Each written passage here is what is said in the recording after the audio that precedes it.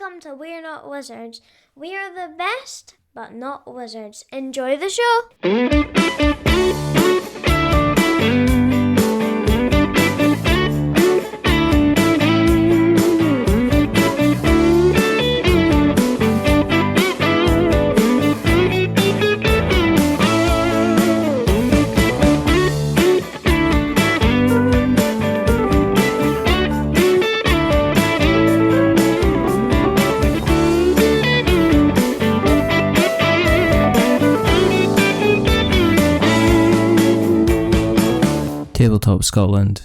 Tabletop Scotland, and David and Gemma from Tabletop Scotland. This is We're Not Wizards with Richard. Hello, and welcome to another episode of We're Not Wizards. My name's Richard. I'll be your host for Scotland. No, it's not. That's ridiculous. That's a ridiculous way to start a show, isn't it? But the reason I mentioned Scotland isn't because of our stunning performance in the recent World Cup, where we basically made the world absolutely adore us and we walked away as amazing fans. But it's also because literally in probably about 5 weeks' time, if I'm using my Gregorian calendar correctly, we are going to be back at the Royal Highland Centre for Tabletop Scotland, and as we know, it's almost become a tradition where we get the man. He's always right, he's never wrong. He's our dad, but he's not our daddy. It's Dave Wright, and we've got the person that's going to get me in trouble all the way through this show. It's Gemma. Hello. Hi. Hello. That was such a daddy hello. Oh God. Right, we're gonna keep this. We're gonna keep this short. We're gonna keep this short and brief, because I think somebody's just gonna hang up and just say, right, I don't need to deal with this. This is rubbish. Anyway, we're back again. It's 2026. It's this time of year. We're going to be talking about all the wonders, joys, delights, and events that are going to be kicking off between the 4th to the 6th of September 2026. And so it's a delight to have yous both back again. Now, as always, because it's become such a tradition, I've got a list of topics which I've already shown. It's a shame we've not got video, but there's a list of topics. Not that we can read them on the screen, obviously. But not that you can read them. If I do that, I don't know if you can read them on the screen. I think it's backwards. Probably, yeah. Might be backwards. There we go. Isn't it fun? Isn't it been so long since I've interviewed somebody that I've no idea what I'm doing? Isn't that lovely? Last year, very, very well. Enjoyed myself thoroughly. Food trucks, fantastic. As we always start off with, was there any lessons from last year that you have looked at kind of changing the way you do things, improving the way you do things, or are we now potentially at the point where you can stroll around the auditorium places and the hall like you're in, like you know exactly what's happening? Have you reached that relaxed state yet, Mr. Wright? I mean, last year I was fairly relaxed. I think a lot of the things that we had challenges with in 2024 we addressed, and they were all fixed in 2025. Yes. We had a few new things, but nothing that really disrupted the event. Gemma didn't have to spend her entire weekend at the North Turnstiles, right? That was not an entire weekend at the North. I said entire. No. Well, you're right in what you say. I didn't have to, and I didn't, because you all tricked me and kidnapped me and threw me in a room and locked the door. Really? We didn't lock the door. We just put people in there that would stop you from leaving. Was this? I mean, no. You can't just kind of bring that up and then just walk away from it. Because you were at the turnstile the last couple of times when I walked in and was walking out. You were definitely there. So which other room were you in? Were you at the room near the front? which had like all the piles of yellow. It was like a room that somebody had set off a custard bomb because it was full. It was literally full of yellow. Or was it a different room that you were locked in, Gemma? It was a different room. It was a different room, yeah. At UKGE last year, we conspired a plan for Gemma to play her first ever role-playing game. And so therefore we engineered and executed that plan flawlessly in such a way that she was summoned to one of the rooms in the first floor of the Highland Hall to play her first role-playing game, which she tried to escape from, but we managed to prevent her from escaping from it, and she had a good time. What game was it? Thirsty Swords and Lesbians. Oh, I'm surprised. They had to lock the door, to be perfectly honest. I'm surprised you kind of walked in and went, oh, okay, this is for me. No, I had Dave's arm round my shoulder, opened the door, threw me in to there's a round table and a bunch of people sat, and I knew instantly what it was. Well, I don't know what RPG it was, but I knew what was up. It was more because it was Lloyd that was standing there, probably. You were like, oh god, right, okay. I'm now in danger. Was it good fun? Have you role-played since then? Have you been doing a little bit of role-playing? I have, in and out the bedroom. What? I bought the RPG book. So you occasionally read up about different characters just before you go to sleep. Yeah, that's what it is. Yes. No, I have. So we're gonna dig our way out of this. Yeah. I have slowly but surely. One of our orange shirts, Kirsten, who runs our events. Her and our other half, Paul, who DMs for us at Tabletop Scotland. We've been round at their house and done few sessions. I can't remember. I don't know the terminology. I'm still new. We completed a story, and I won. Obviously, because I don't play role-playing games cooperatively at all. I am there to win. And go in and say, I'm going to heal you can heal your companion who's bleeding at the side of the waist. I stabbed them.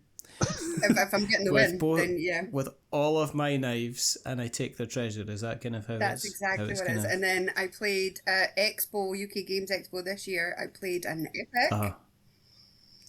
Wow. Yeah, I did, and I won again. I don't think you're getting this right. I don't think you necessarily... It's not like viticulture where you win on points or anything I win. I nearly killed Simon, which was, a bonus. I'm sure he would have been delighted with that. Well, he was standing next to a baddie that exploded when you hit him, so I just hit the baddie. And I was the only person at my whole table for the entire epic. I did not need healed. I got 0 damage. I won. Really? I would have to sit around and wait for everybody else to take some rest or speak to somebody and get some healing potions, and I'm like, come on, wasting time. So you just charging through about the place, kind of like killing things. That's basically what's happening, and then you were going about in everybody's face. I'm winning now. 100%. You're a bunch of losers. Was that pretty much kind of how it was? Exactly, until we got to the riddle. I wasn't going to bring up the riddle, but okay. Well, this is turning into... we don't have to talk about Tabletop Scotland. We can just talk about... the Adventures of Gemma. Exactly. It came to a riddle that Ian had written, and it was stupid, and I'll never forgive him. End of story. What was the riddle? It doesn't even matter, it was stupid.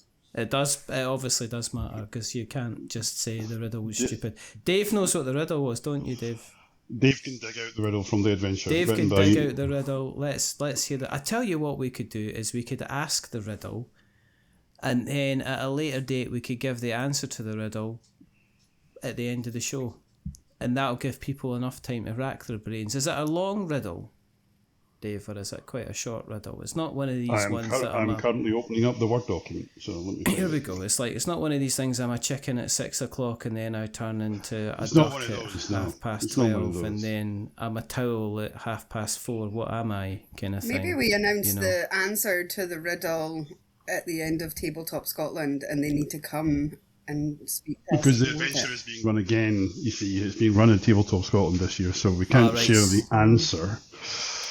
So what We round can't are we share at the that answer to point? the riddle, but we can share the riddle. Let's share the riddle. Let's leave it as like an Apple TV series that they you know what I mean, they finish the season, leave a cliffhanger, and then have you sitting around for 3 years while they decide whether or not they're going to film it or not. Hello, Pluribus, I'm looking at you. Basically. Oh, yeah, no, we've not written a story yet. All right, okay, that's amazing. Thanks very much for that. Have you got this riddle, Mr. Wright? That's not a very good riddle. Shut up, you.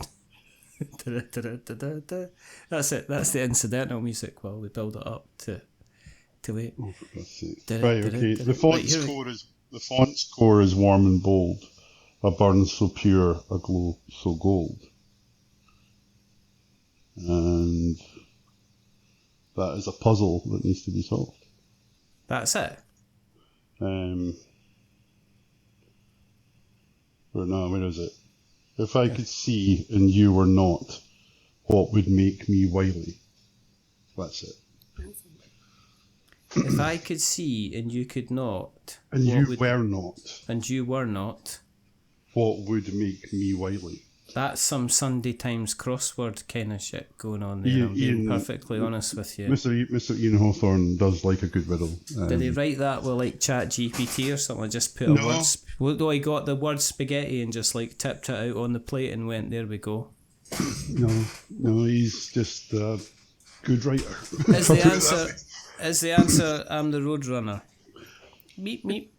I'm not saying it is or isn't because I don't want to give it away, right? This is amazing. We can't actually do this, and we can't actually tell the answer until afterwards. And what I'm going to do is I'm going to record another session where I just like give the answer and then just put it out there, and then people are going to listen to the answer and go, "What was that? Why is that 30 seconds of answer?" And then exactly. And then we'll just break the ratings forever. We've moved on from Perth.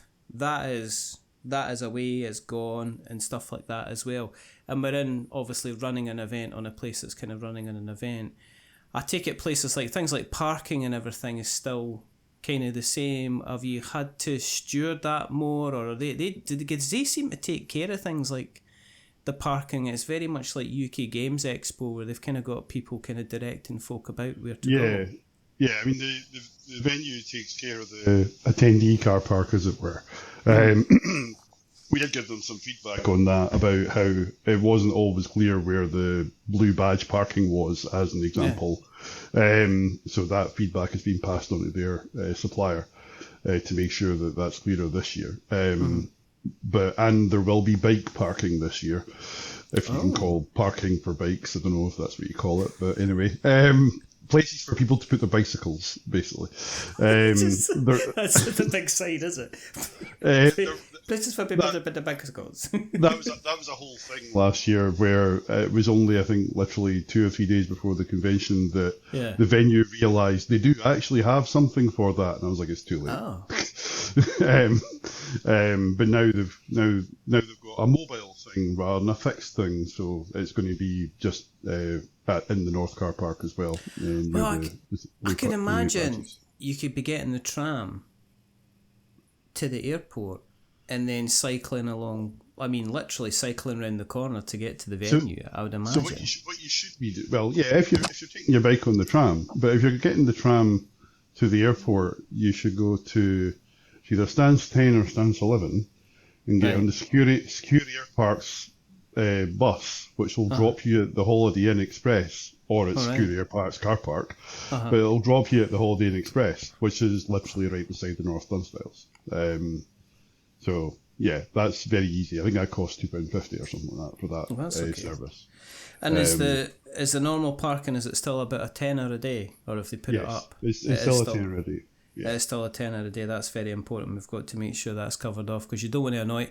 That would annoy everybody if they're going, is it a tenner a day, and they got there and it's like, no, it's £11.50, and you'd be like, I mean, at time of recording, Richard, it's a tenner a day. Time of recording, it's a tenner a day. That's at time of that's the 29th of July. Yes. Food trucks, they're always very, very important. Is there anybody going to be food trucking this time, which is different to last year? Is it the same guys as last year? Do you want to fill us in with who's going to be food trucking? It is the same people as last year. Right. Not a lot of changes, although I think one of the biggest changes is we're not having the tacos. We're switching it for burritos instead. Is there still going to be gluten and dairy-free Gluten-free, ranges? That's going to be amazing. Vegetarian and vegan at every stand. That is amazing, because even at UK Games Expo, I think they weren't managing to do that for every single stand, and I still think back to me eating kind of chips on a bin, fish and chips on a bin, which is my highlight of UK Games Expo. But it's really, really I keep emphasising this, but if like when we're in Aircon at Harrogate, you can take a trip up the high street and get something for food. Like the thing at the UK Games Expo, it is in the middle of nowhere, so if you can't, if you struggle to get something to eat, it can be a real struggle. Yeah. And so going to Tabletop Scotland, knowing that the food stuff is sorted out for me, that instantly takes away, I would say 60% of my anxiety, because the rest of it is just me walking around being a muppet. So that is kind of like really, really important that kind of thing is. And just building on that slightly, because even within the hall last year, we had a coffee truck and a deli, but we didn't do enough, well, shall we say, promotion of what that deli offered. Yeah. So people didn't really know it was there. So we're going to make sure that that's clear air, that it's there, and the coffee truck is going to be roughly double the size because it was always busy. Yeah. So they've brought in a bigger truck that does not just coffee, it does all sorts of other beverages of the soft. Yeah. Wonderful. That's what we want to. For me, there's two sides to Tabletop Scotland. One of them is all the events, exhibitors that get put on, and the other one is the kind of the open gaming side of things. Is it still, with it becoming, I'm guessing, more and more popular, I'm guessing you've got waiting lists for people who want to come and exhibit.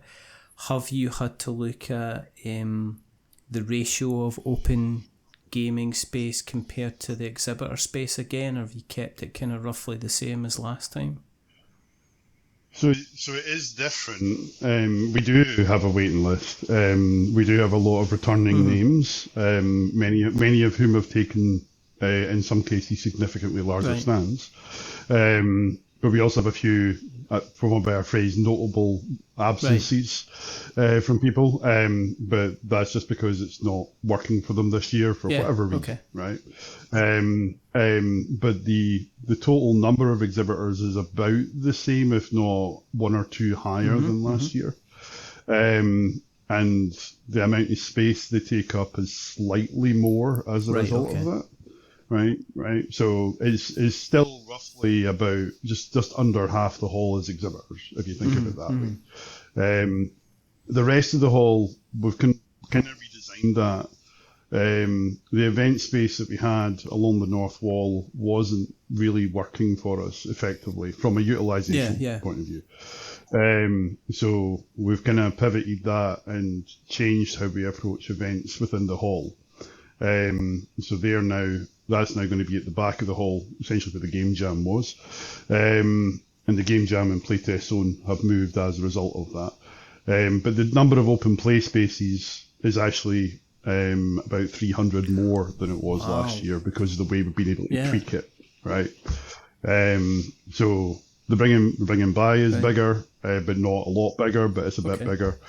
And we've now got a couple of dedicated spaces for floor games of Blood in the Clock Tower and other social games like that, as well as events for Blood in the Clock Tower upstairs. And the giant water planket's got its own space as well. So it's kind of like, it's keeping all these things, giving the things, particularly with Kirsten being our events manager now, that's kind of like important for her to have an area that is hers to control. Yes. As her kind of zone. Yeah, I think that's important. That's important because me and Luke joke about Blood in the Clock Tower, But it is one of these things that you've really got to say to people, you're allowed to do designated free play in this area. In Blood in the Clock Tower, it's not that you can do it on a set of tables like if you're playing a kind of a game. Normally, you actually need to kind of have a kind of a dedicated space. You've got specific events for kind of the board game side of stuff. So do you want to kind of tell us a little bit about the events? And Gemma, you can feel to jump in at any time at all. You're being scarily quiet. I was being on my best behaviour. I'm not sure I like that more than...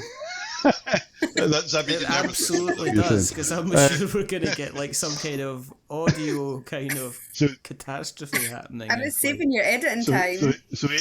No, you're not. Ancient Robot are going to have a number of banks of tables out of our event space for them to run, amongst other things, the kind of board game medley that they've been doing over the last couple of years, an Azul tournament, and a Ticket to Ride tournament. So the Azul tournament's on the Saturday, the Ticket to Ride Europe tournament's on the Sunday, and the medley's on the Friday, Saturday, and Sunday. Okay. So they've got dedicated space for that. On the Saturday we have Crokinole, because you can't have a convention without Crokinole being at it, and nobody wants to make Terry cry. Right? I'm so excited about that. Just like I've got to get the legend time in. You gotta get Terry. I mean, I've got to get my finger flicking. Oh yeah, that's why I'm a master. I just don't have time to play it. Is that better for you, Richard? Oh, maybe this year we can see who wins in our flicking techniques. I challenge you. Guaranteed to flick more better than you. I mean, there will be Crokinole boards all over the place, I'm sure. I mean, I need to obviously keep my nail short as well, so I can flick properly. It doesn't catch the wood when I'm flicking it. Well, when I'm flicking it in, I mean that's that's kind of really important. Now, do you? So there's quite a few kind of board game events then, Mr. Wright. Yes. Yeah, as well as Arkham Horror, the card game as usual, and Warcry events on Saturday and Sunday. So Warcry for me is one of these games that's kind of been bubbling and simmering along. It doesn't seem to get an awful lot of fanfare, but the people that like Warcry, they really like Warcry. Yeah, and Demetrius, who's the guy who organises it at Expo and at our event, is kind of the reason the event will work in many respects. I mean, obviously you'll have however many players it is, but that is... But if he wasn't the one organising it, we would have hesitation about it actually working, if you follow me. Because last year you had 18 players, and that was unexpected that he would have 18 players, if I'm honest. But yeah, it is. I mean, it's a skirmish war game, so it's fairly small scale, and logistically it's very easy just to say there are some tables, go and play. So yeah, and as I say, alongside that we've got the spaces on the floor for Blood in the Clock Tower, and the Hobbycraft Zone as well, which is in a slightly different space to give them more light. What's so Blood in the Clock Tower, you've actually given them a specific space to say, right, go over there. Have you got cattle prods so they don't just kind of spread? Because they're kind of like, it's kind of like black mold in a house that you kind of, if you don't keep on top of it, right, then the next thing you know, you turn around and go, oh, it was in the bathroom now. Oh no, it's out in the hallway. And you just end up with Blood in the Clock Tower everywhere. And I'm just wondering, how do you get rid of that? Is it vinegar you're using to keep them back? Or are you using a mixture of vinegar and soap? Or is it just harsh language? I mean, do you take their cloaks away from them? Or their little folder? For the ones that are being run by the Glasgow Blood in the Clock Tower community, led by Stephen Rankin, they have a dedicated area in the hall and a dedicated room upstairs. There is another space down beside the event zone which will have Ancient Robot Games running some Blood in the Clock Tower as well, and also potentially some other social games. So that's kind of the plan. Now, to your point, does that prevent people from spinning up random pockets of on the clock tower? No, it does not. But they will be reminded of where they're standing, i.e., let's not block fire exits, please, because that happened a couple of times last year. Yeah. You need one of those like spray cans. So yeah, it was a bit of that on cats. You know what I mean? So they just go like just that. Like Kirsten needs that more accurately, I think, because she's going to have a team to police that. So. Like a super soaker. Yes. Just get away. A Nerf gun, but it's a water pistol at the same time. I mean, I'm quite, No. Tasers at the airport. Blood in the clock tower, that'll be fine. No. Tasers at Blood in the clock tower. One of the things I've noticed is that on the events guide, you've got events specifically for Dungeons and Dragons, which we can assume is its own brand, and then you've got events for RPGs.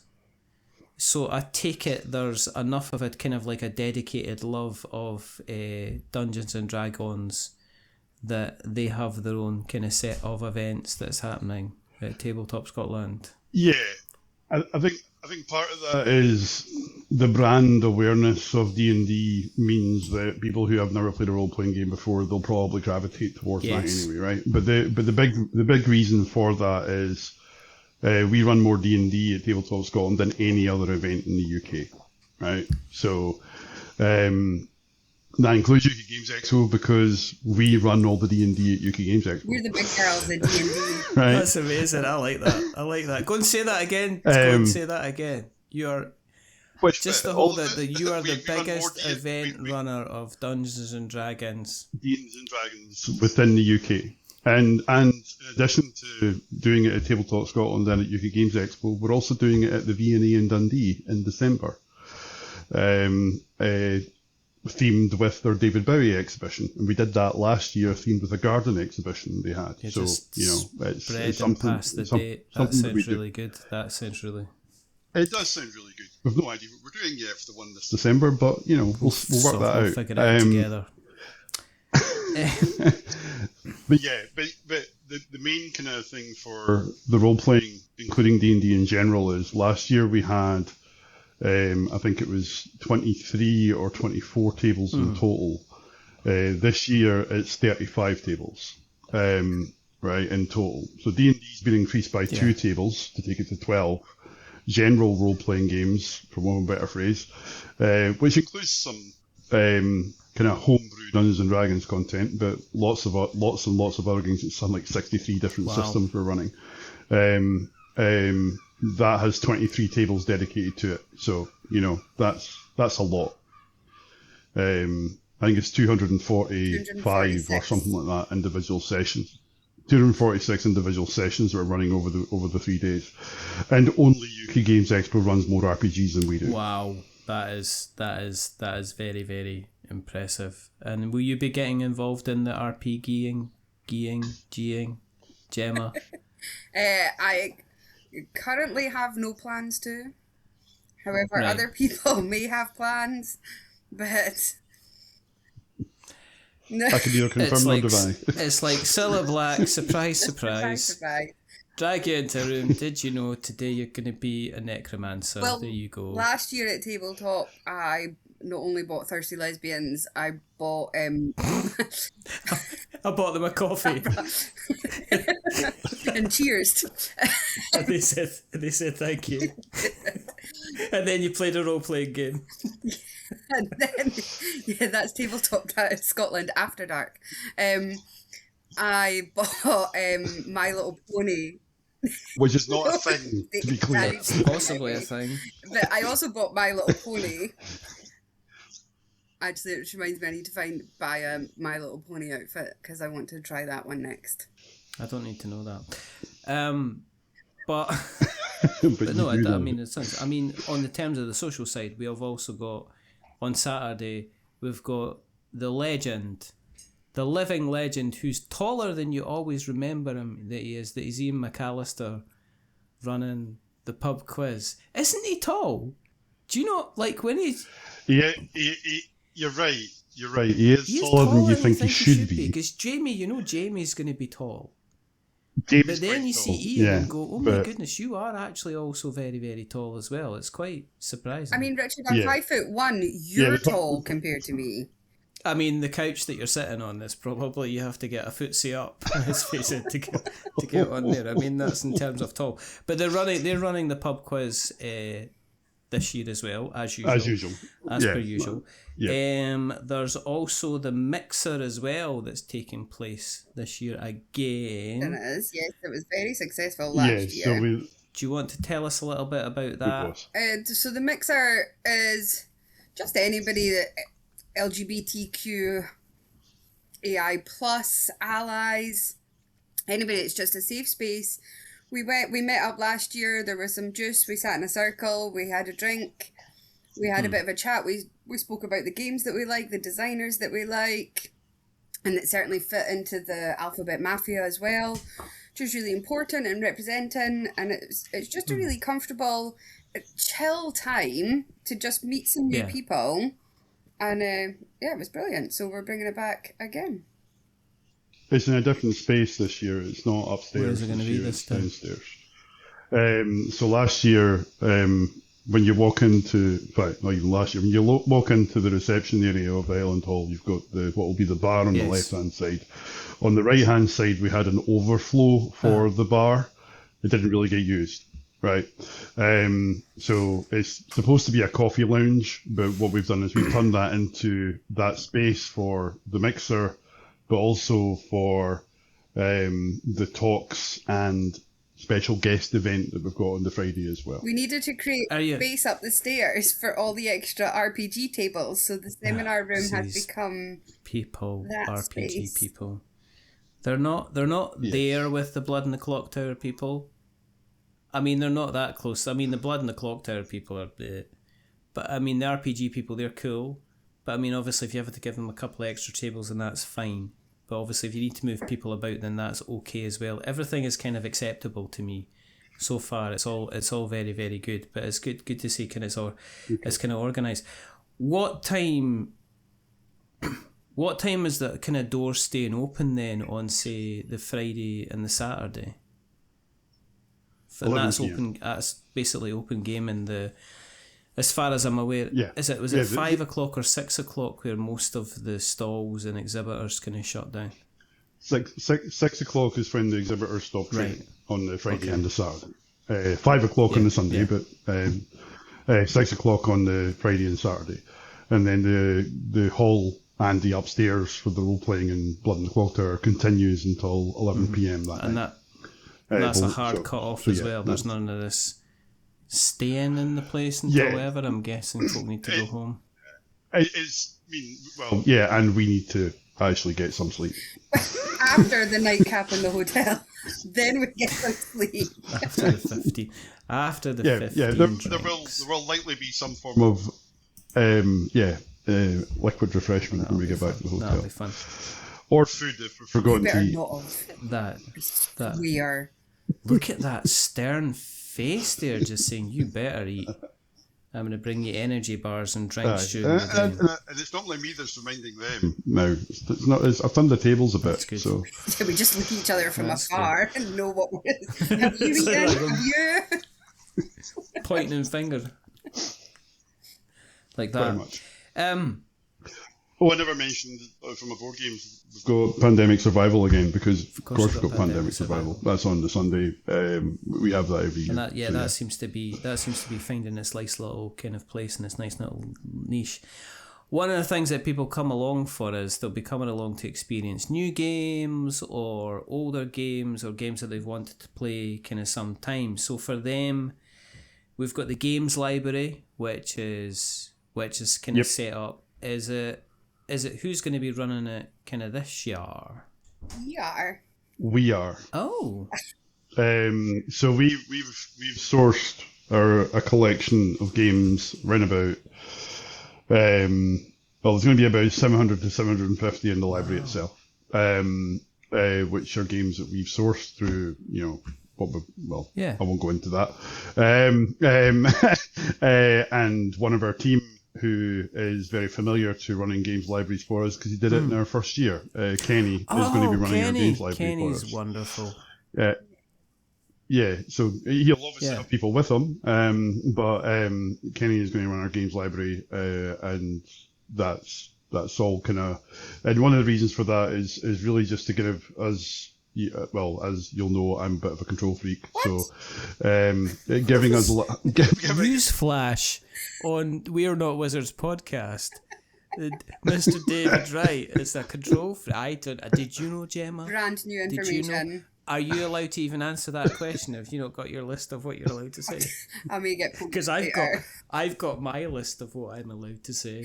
I got a list last week. Make sure you talk about this. Make sure you talk about that. That's fantastic about the games library.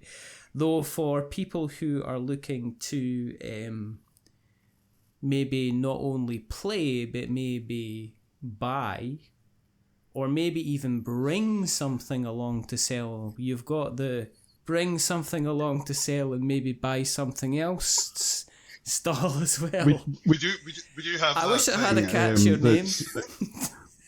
In some parts of the world, it's referred to as a consignment store, but we don't use that term in the UK for some reason. Maybe bring and buy. I don't know if that. That's it. That sounds like that works. So that's what we call it. The bring and buy is as always. And it is cash only. Yes. Yeah, and there's an article on our website that explains why. In the blog that isn't really a blog, right, but it's kind of like just almost like a set of things that people ask us a lot about. Why is it cash? It is a very common question that we get, with some really creative conspiracy theories behind why it's cash as well, which I won't repeat here. But yeah, the bring and buy is there. It's going to have a little bit more space because I think now this is on John Laurie if he's wrong, but he doesn't think it needs to get any bigger this year. He doesn't need any more shelving was actually the actual quote. But I've planned on the basis that he's got a little bit more shelving. No. The bring and buy was good last year. It was kind of like right at the back of the hall, and there was a nice little kind of entrance exit bit, which was pretty cool. Yeah, which we changed, and we also had the drop-off point being different as well from the main queue, which we learned and made changes to as well. So I think that helps. Yeah. Are you still got the rule with regards to when people can submit kind of items? Because I think there was obviously the situation that was. I mean, this was a couple of years ago, with people kind of picking up bargains and then relisting them like in a couple of hours at a much higher kind of price kind of thing. So I mean, I know what you're talking about, but that's been primarily a challenge at events like Expo, and they've put in place very kind of rigorous controls around that, right? We're not there yet. We don't believe that we need to be there, right? The game system that we use, that Aircon have developed, so we are still using the same system that they have for Bring and Buy and Library. There's a couple of little things we need to do before we can say it's open for people to submit all their things for. But we expect to be able to announce that in the first week in August. So that's the plan. So that is the buy if you want something you're quite happy to have second hand, and maybe bring some things that you want to sell zone. So that's pretty good. Yeah. And ideally, if before you bring it, make sure all the components are there, and also make sure that you're wrapping it up in kind of some kind of elastic band. Maybe if you want to, bag up the components, make sure that would be amazing. Make sure it's not dirty. I mean, which is another one. Also, try and be realistic about your pricing. Nobody wants your £50 box of Munchkin. Basically, this is what we're talking about. The way I look at it is when I put games in the bring and buy and then cash out and then buy a game with that money, I then got a free game. It's a free game. It's a good philosophy. It's something that maybe some kind of shopping addict would maybe come up with as an idea to kind of get around it. I'm just saying, one of the things I said about playing games you've not played before, but also those who are maybe trying to get into gaming for the first time.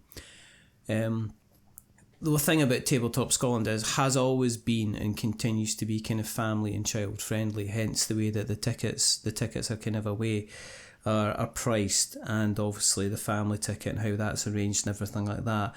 But one of the other ways that we're pushing it is also in the gateway zone as well, which is... So we've taken a different approach this year, right? And this is based on feedback by people who ran the gateway zone for us last year. And I'm in two minds about announcing something here or not, because it's not 100% nailed on that this is happening, right? But I'm going to do it anyway. What we could do is not say anything at all, and just say that there is going to be a gateway zone, but the details have got to be announced, and then you don't get into trouble with Control Freak Dave, who says that you've said the wrong thing. So we are going to have a dedicated family zone, is the thing I can say, right? It's going to be a dedicated family zone. And the people, we are speaking to a number of different companies about how we structure that family zone to be not just for young families, but also an extended gateway space, if you think of it that way, right? So that's something that we are just waiting on some kind of things to be definitive on. But we have that space allocated in the floor plan. And as part of that solution, the Juniper Green Board Games Club are also part of that. Because last year they brought garden games, really big versions of like Connect 4 and stuff like that. And they were hugely popular with young kids in particular. They're well known. So and one of our new exhibitors this year, Monty Cook Games, are going to be demoing they're going to be demoing two of their RPGs, but one of them is No Thank You Evil, which is an RPG designed for kids. Right, so Monty Cook Games are going to be there running, I think it's either two, they're going to have 5 demo tables of role-playing games, and it's either 2 of them are No Thank You Evil and 3 of them are Cypher, or the other way around, I can't remember which. But they will be running those throughout the entire convention. Excellent. I think it's also worth just adding in here as well that we changed, so in every previous year, if you were 10 or under, your ticket was free. This year, if you're under 16, your ticket is free. So we've ditched the 11 to 15. I think in this climate, it's so commendable that, if you're taking a family and just even taking them to go to, before you step in the door, you're paying adult prices and then you're paying your £10 park, and then you've got to think about lunch and everything like that. To know that anybody under the age of 16 is going to get into for free is really going to be kind of like an attraction. I know at UK Games Expo, that's one of the biggest drivers for families to be coming along on the Saturday, was the strength of the kind of the age gap for the age group for the ticket prices. So I think that's really to be very, very much to be commended, especially in this economy. And we've kept our ticket prices at the same level as they were last year as well, with that in mind. So it's something that we are conscious of, because after all, we are people. Exactly. We're not just you're not just kind of don't worry about it. Everybody can afford cinema. We're gonna. Cinema. I was looking at cinema prices. We're gonna go and see Spider-Man. I didn't know if I was going to see Spider-Man or making a mortgage payment. I'll be honest. Oh my days, that was awful. One of the things jumping back, one of the things that was dropped in very quickly in passing was Hobbycraft. It's on the list. Yes. So what can you tell us about Hobbycraft? Because that sounds almost tabletop adjacent as opposed to actually being tabletop. So Nickel Murray and other people like David Imrie in the past, who are well-regarded miniature painters, i.e. they've painted miniatures for magazines like War Games Illustrated and things like that, right? Nichols ran our Hobbycraft zone for the last couple of years, and he said to me after last year's event, the main thing you said to me was, I need more light. So we've moved it to a slightly different place. It's right outside the Bring and Buy, All right, if I'm honest. okay. That's where we put it, so that it'll be much more visible for one as well as a thing. So I think so that's split into two things. There's tutorials that people can book into where Nickel and others will teach people how to paint miniatures, right? And there's also a kind of paint and take area, or an open paint area, if you want to call it that, which is literally where people can just go. There will be paint and brushes there, but it's not a tutorial. But you can sit down and paint minis if you want to sit down and paint minis. What we found last year is that people who were playing in RPGs, particularly the D&D, but in RPGs in general, they would choose their character the first time. For the first time, then they'd go and buy a miniature from somebody, and then they'd go and paint it, and they'd use that character again in a later session throughout the weekend, which is just really cool. Really nice bit of synergy there as well. You ever paint, Gemma? No? Yes. Oh, absolutely not. Why not? I'm horrific. Not creative like that in the slightest. It's so easy nowadays. You can literally cheat. I mean, it's the easiest thing is to paint nowadays. You can just wash things. But that's why I have Bulb. Bulb does it for me. It's fine. That's true. Okay. All right. He's one of our... That's fair. I guess if you've got a bulb. Yeah. I mean, Bulb. A bulb. Bulb. B-U-L-B. We won't go into the... We're definitely not going into, because that definitely doesn't sound like we should be doing something, but yeah. No. But then, to encourage those, we're not talking about people who are playing the first game for the first time, but we're maybe looking at people who are creating a game for the first time. We've got the play test. Did you like that? We've got the play... I did. I liked that. That was almost a professional level segue. Richard. Well done. The word segue was spelt recently as well, and I would just... It's just not, is it? It's just and now our next Sieg. No. It's like if I was writing my notes out of Chat GPT or something like that, I'd be like, and now an interesting Sieg about how to get it into playtest zone. But the playtest zone, as always, is Keith running it again? No. So Vicky, Gemma's other half. I was almost going to say better half there, but I get a dirty look. Because you're wrong. I'll be wrong. Is staffing the playtest zone for us, and right beside that is where the game jam area is going to be. So the playtest zone is open on the Saturday and the Sunday, and I think it's full. It is full. Gemma's nodding. The game jam, we're taking a slightly different approach to that. Largely because the feedback we've had from the people taking part in it is they don't want to spend their entire convention in a space creating a game. Which we understand that. So Phil Harris, who looks after that for us, and I have come up with a plan for how that's going to work, and we will be communicating that once we've dotted the I's and crossed the T's, probably again within the next week. So the playtest zone and Game Jam Game Jam still has a physical space for people who do want to sit there and spend their entire weekend designing a game. I could see the attraction. But they don't. If people who don't want to do that but want to, we're going to give people a larger window of opportunity. Is probably the summary there, right? So they can design in the before times, arrive, then tweak it as they go. So it's like a hybrid between a kind of normal game jam and a playtest to a degree. In terms of the playtest, how stringent are you going to be with the people who are playtesting? Because I think it's maybe because of UK Games Expo size, but one of the things that there was a concern about was those people that were rocking up with almost fully kind of created games that were basically saying, oh yeah, it's coming to Kickstarter literally next month. Here, do you want to... Are you in control? Are you going to be controlling who's going to be doing the playtesting then, or who's?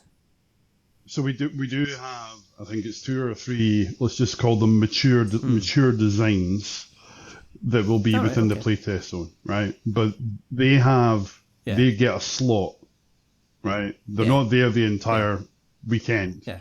they get a slot. So we choose to a degree which slot they're in as well, because they say we want to be in X slots, and then we work it out based on the schedule. So there likely will be, I guess two, or it might only be one or two actually, rather than two or three. But anyway, there's certainly a couple that are in that more mature level of that. But the thing, maybe the blend between that and being an exhibitor is we actually have for the first time a kind of demo zone area. For people to just demo games, so they get their space at a slightly different price than an exhibitor does, but they're not allowed to sell, right? But they basically get a table and some chairs. That's all they get from us. I think it's part of it is part of the journey now to crowdfunding. Is it's like the old King's Crown. I mean, I saw that at Tabletop Scotland years ago, and they were doing kind of like demos on it before you could even kind of buy it. And even at Aircon this year, there was Shug. Then Shug appearing at UK Games Expo as it was doing its kind of like campaign to kind of great success. But they were like doing just the demos as well, so it's nice to kind of see that. Yeah, they were keen to come to us this year, but unfortunately they couldn't make it happen. So. Due to dates, not because of any other reason, but purely due to dates. So that's why that's sadly why they're not on our list. Yeah, but maybe next year, because their crowdfunding did really well. That's ridiculous. It was a couple of million or something like that. I think it was literally like, here's our first game that we've ever made. We've never created another game in our life. We made it as kids. £5 million, and it's like, how the hell did you? Anyway, that's it. But that takes us nicely into another segue. Which is what other exhibitors can we expect to see at Tabletop Scotland? And Gemma, you can ask, because do you know what it's like? It's like watching Gogglebox. It's like watching you, watching us, and coming out with an occasional comment. Yeah. And what I'm saying to you is, Gemma, who can we expect to see? What kind of exhibitors? Putting you on the spot. On the spot. Because Dave's probably got the list in front of him. List in front of him. I do not. He's got the list in front of him. I do not. I mean, there's a couple of our returning favourites. So Grumpy Gorilla all rolled up with us every year. If they're a staple, love them to death. There's a new one coming. I can't remember their name. Simon visited them in York on Saturday. But they're selling rum and gin. Wow. So the company's name, the brand of the rum is Villains Rum. Simon visited their shop in York over the weekend and brought me back a small bottle of it was watermelon and raspberry gin, and it is phenomenal.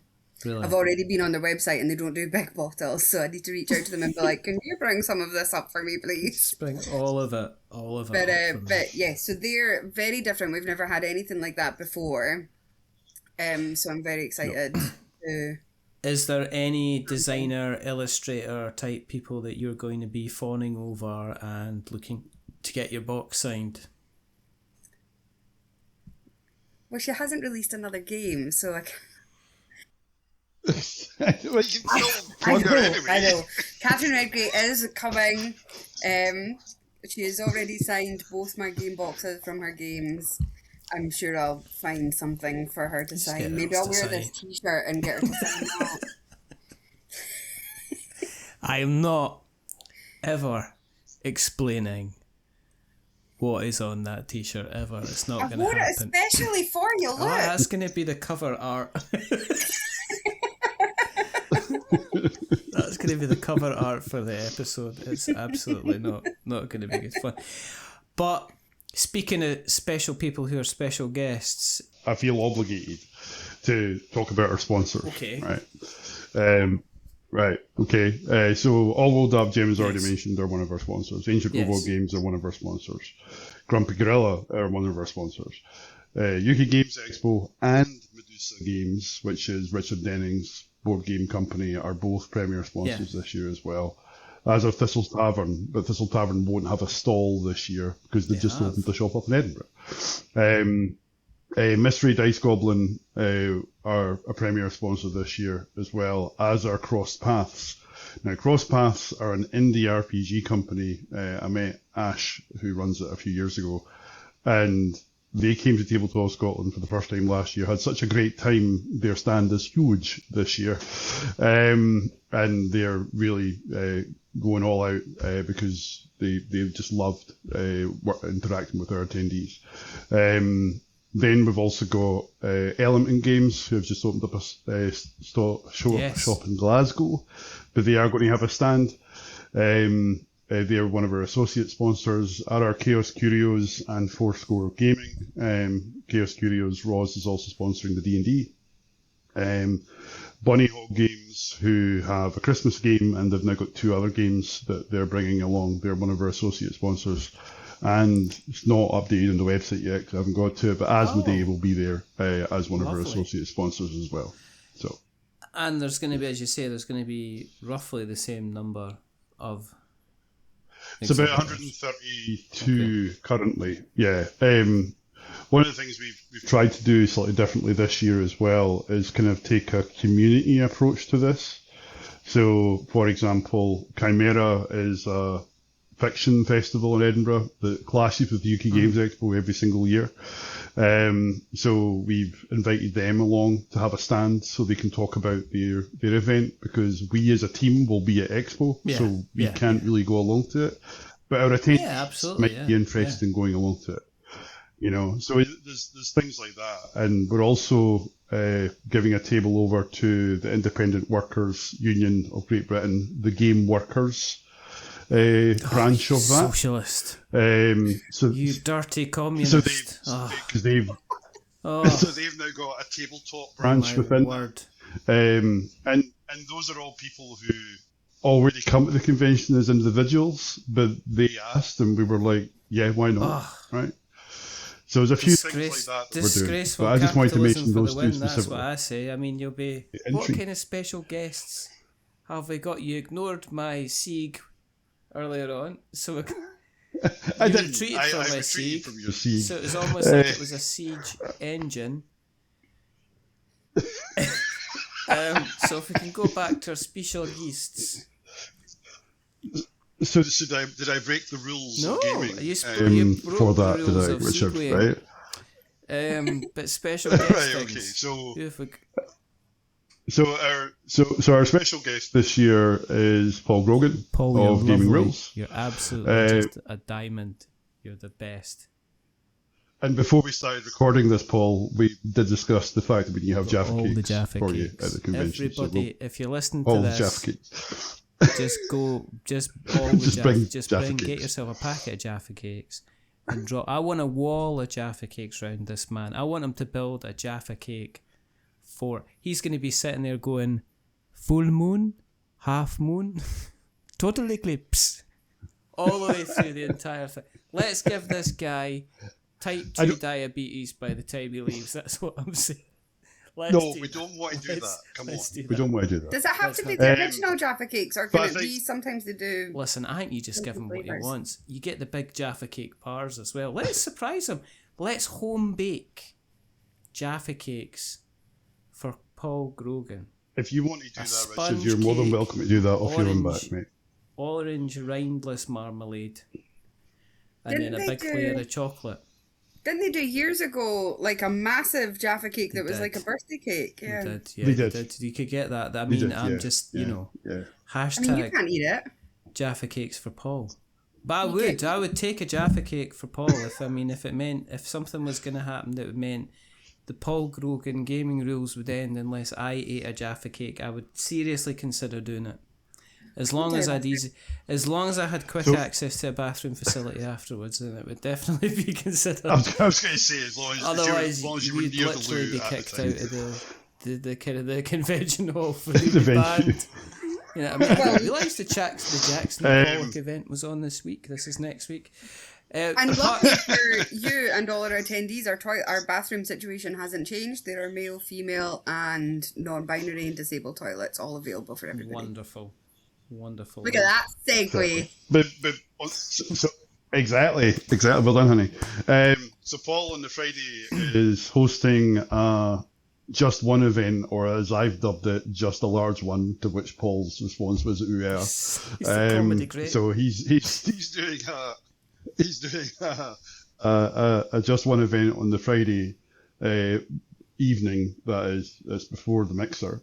But during the exhibitor hours, he will be on the Meeplewood stand.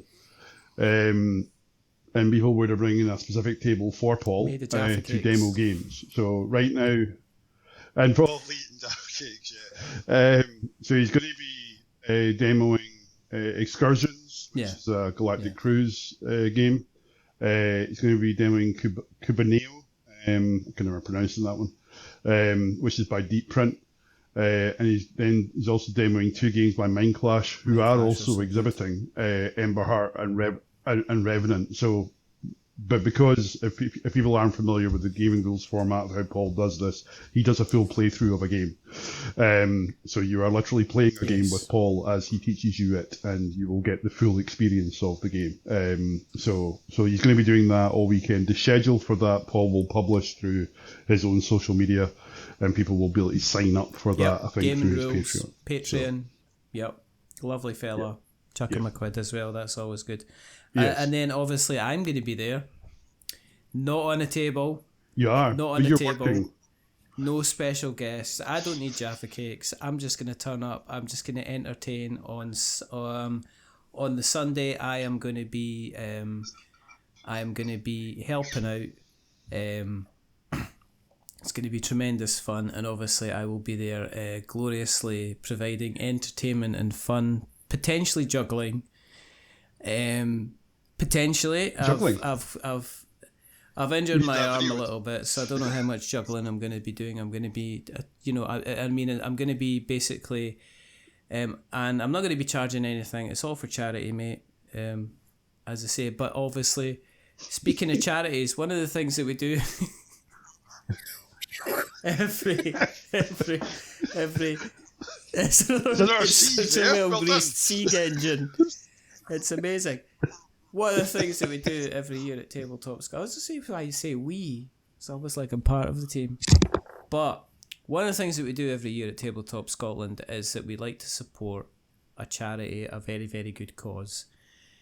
What is the name of the charity we're supporting this year? And can we tell us a little bit about it, please? Gemma? This year we have teamed up with Scottish Huntington's Association. Yes. So it's people that are impacted by Huntington's disease that need specialist services to cope with severe and complex disease, the impact on families and lack of awareness amongst the health and social care providers and the wider public. Yeah. They're dedicated to providing expert and personalised support for those that are impacted by Huntington's. Are they going to have a miniature stand? They'll have their stand as well, which is cool. Yeah. That's good. Right, and I've met the woman that I've been dealing with there, who is also called Gemma, so she's instantly a favourite person, is lovely. And some of her co-workers, they already play D&D together as well, so they're already part of the gaming community, which is amazing. Already so special. They're so excited to join us. And when I spoke last year, when I spoke to them about last year in Waverley Care, who had the giant D20 dice, yes, I was like, it was amazing interaction. Everybody loved it. So they are working on something not the same, but to do something to get everybody involved, educate and donate. And the tombola will be back again, like we've done last year and previous years as well. So it's just amazing opportunity. Yeah, I mean, since we started the convention, we've raised over £36,000 for charities, right? So we just want to keep doing that. It's one of the reasons why we keep doing it. It's such a... As I say, it's things like this don't work unless there's the community isn't backing it as well, and the fact that you've kind of then gone ahead to raise, not an insignificant sum at all for charity is just absolutely wonderful. I take it people. sorry, when we're chatting with people and somebody asked us the question of, what are one of your favourite things about running Tabletop Scotland?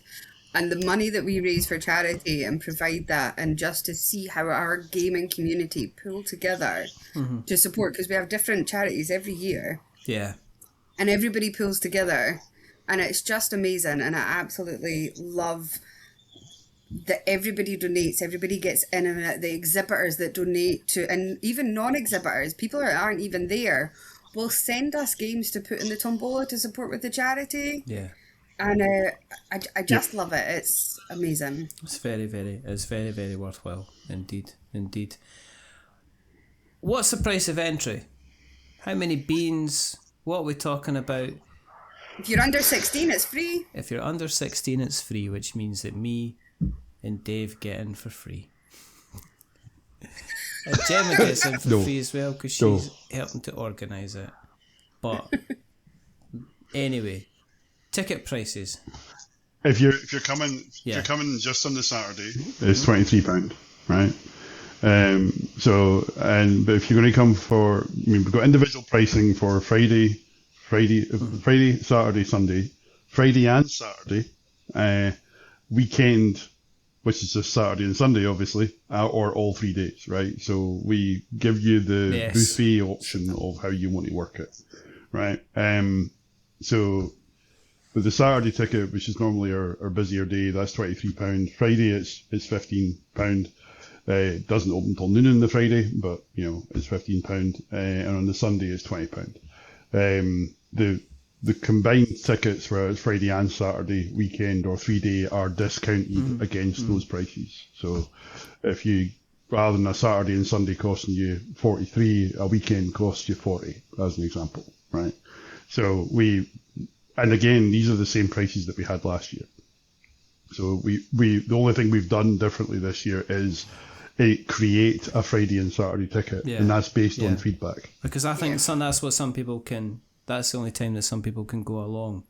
And I saw people asking about that. It's like, I don't want to necessarily buy a whole ticket, because there are people that they'll travel up specifically to come along. So they'll be up on the Friday, and then they'll be disappearing. Sunday, my goodness, you're in Edinburgh. You're in one of the most beautiful places in the country. You might as well have a little kind of explore within the city centre and places like that. So again, it's kind of, I think it's testament to the team and yourselves that you've kind of you've kept the prices the same as last year, again, to help with folk kind of making those decisions about kind of like coming along.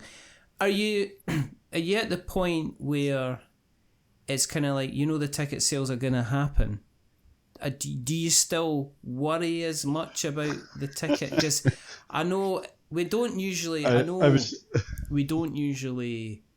know we haven't kind of focused on it over the last couple of years, especially since we've went to the Royal Highland Centre. But I'm guessing party is like, well, we know this is going to happen and everything like that.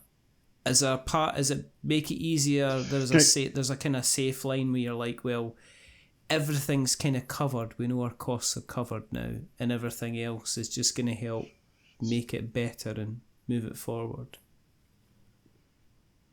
So, I was saying, Gemma, we felt like this is several weeks ago. I was talking to our convention organiser who was, for want of a better phrase, a little bit worried about their ticket sales for their event.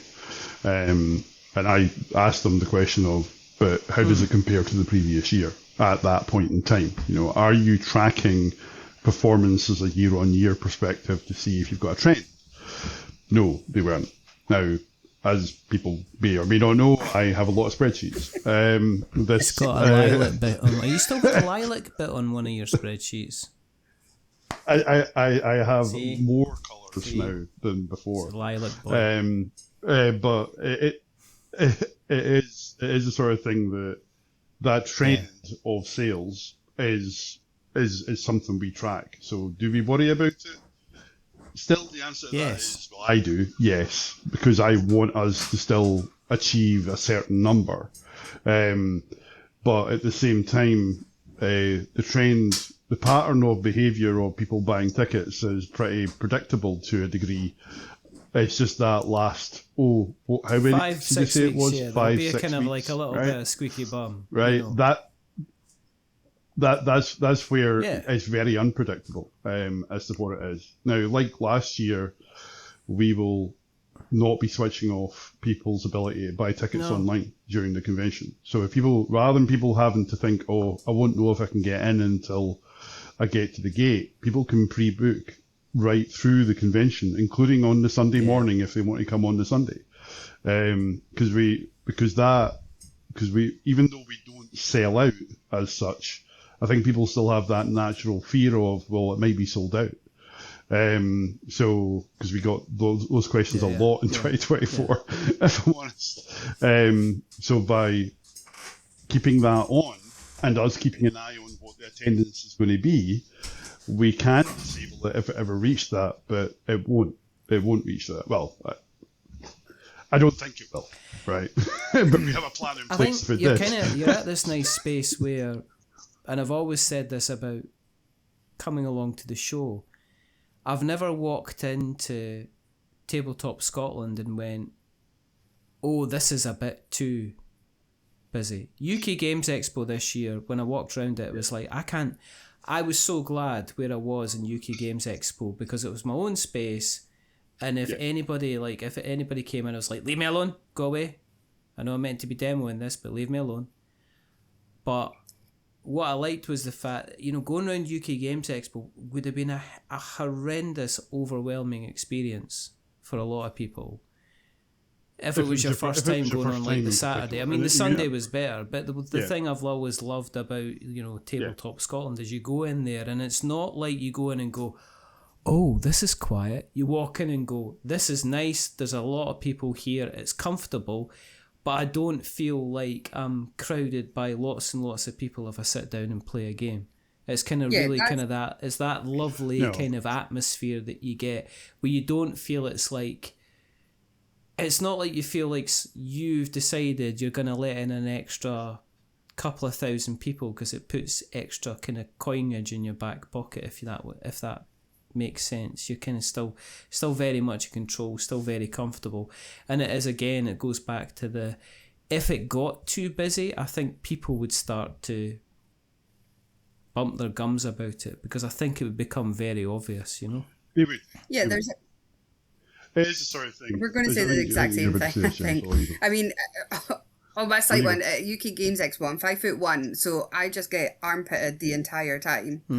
I know I'm going to get armpitted and it's horrible. What I really love about us is, and it was part and parcel with our accessibility, is having the space between exhibitors is always going to be at least 2 meters. Yes. So that everybody can get 3 meters. 3 meters. 3 meters around every aisle. And then it's the same with our open play area, is that there is at least 1.5 meters between the backs of each chair. So that a wheelchair can always fit through. So yes, our convention will always be accessible for everyone. Yeah. And as we grow, hopefully, I can't believe I'm going to say these words. as we grow, and if it was to ever get to that point of there are too many people in this hall, the RHC has the opportunity for us to increase our halls usage as they have additional halls that may be linked. But that is down the line and not happening because Dave keeps looking at it and I'm not there yet. And for clarity, the reason I am looking at it is because we're currently in discussions for a 3-year contract extension, right? So we need to look at it as part of that, right? The very fact that we're talking about dates in 2029 does freak us all out, but that is what we have to do as part of this. So it's just the nature of the beast, ultimately. And we do have a quiet room for those who need that reset point, right? If they need to take some time out, there is a quiet room just off the exhibit area. And also, in fairness, you're not exactly 100 million miles away from the front door if you do need to get out and have a breather and there's a nice patch of grass and you can always hang out in the car park like I did and see who's left their cars open. So there's always that as well. That's a fun game. That's a fun game. Well, this year with the bike parking, you could see who's not locked up their bike and go for a cycle. I mean, they're well worn, aren't they? I mean, these people could be careful. Maybe you'll find me riding a bike since I'm out of the turnstiles. If you get bored. If I get bored, I'll go and ride something. If you get, and on that note, I've got one other thing. We've not talked about one thing that I want to talk about. So because of the RPG expansion and us getting rid of that room, one of the things we had to drop off was talks in general, right? But we are still having some, right? So, and we're using that coffee lounge space that I referred to earlier on for it. So on the Saturday, there are 3 talks. One is a therapeutic benefits of gaming talk, which is being hosted by volunteers from Game Therapy UK, Simon Brodie in particular. That's in the morning. Then I'll do the third one second, then the second one third.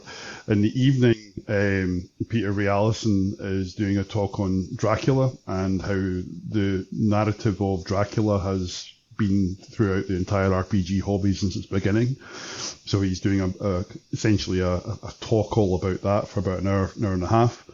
But in the middle of the day, one of our exhibitors, Pelgrane Press, are bringing their entire team with them this year for the first time.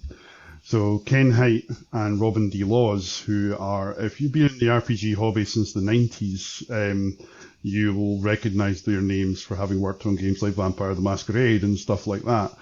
They write a lot of stuff for Pelgrane Press. Robin D. Laws designed the Gumshoe system that Pelgrane Press's RPGs run on.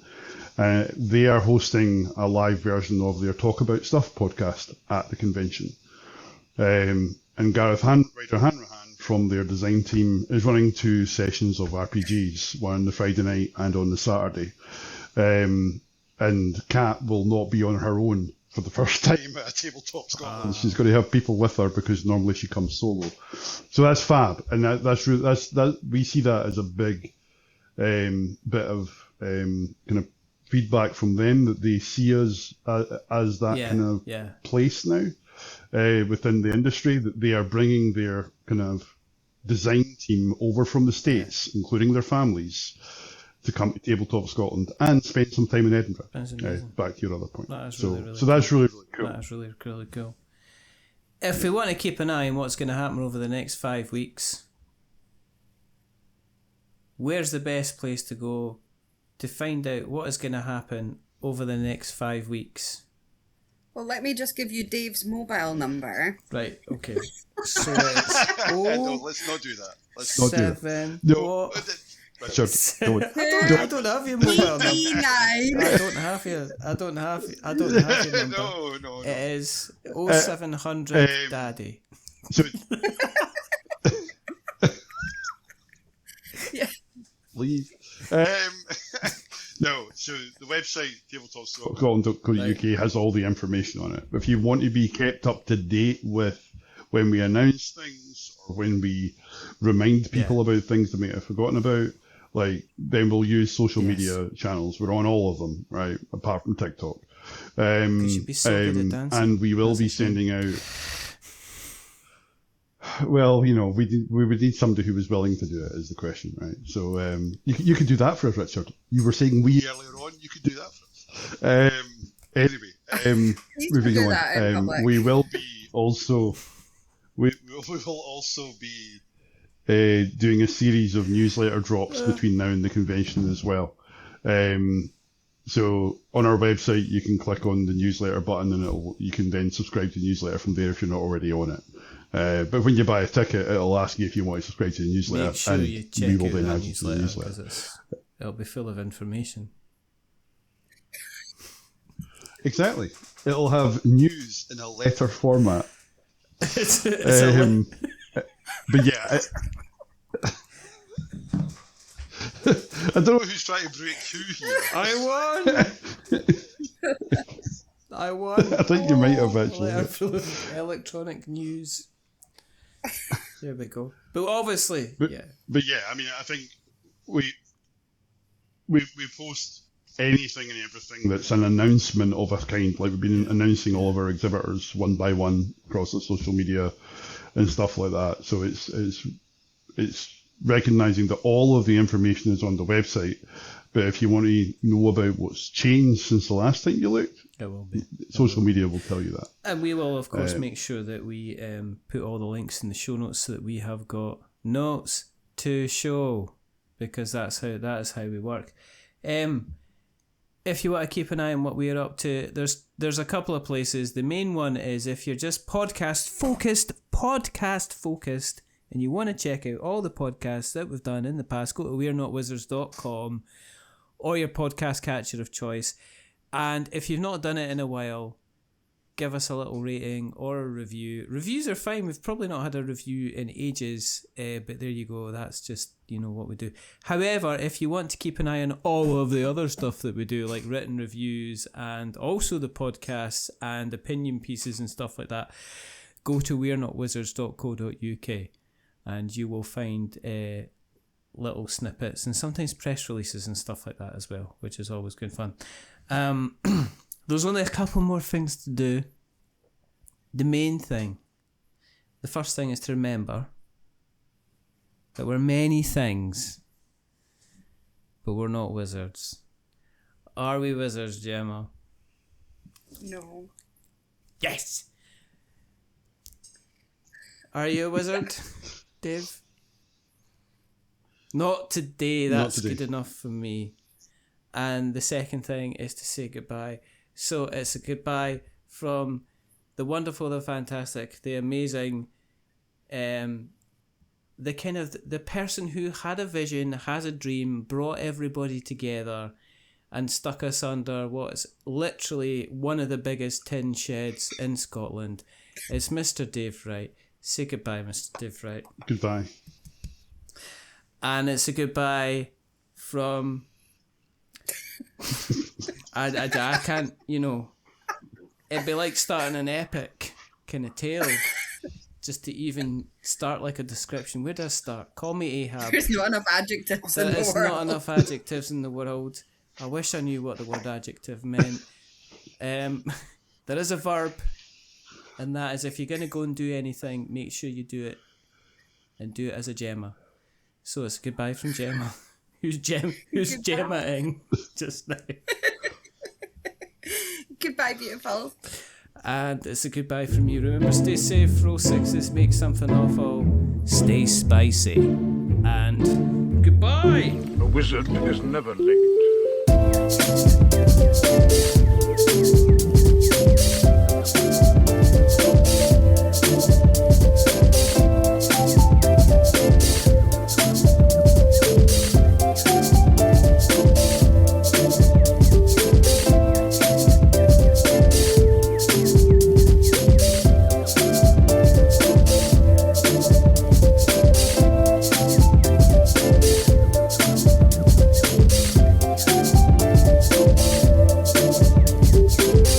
Nor is he early. He arrives precisely when he means to.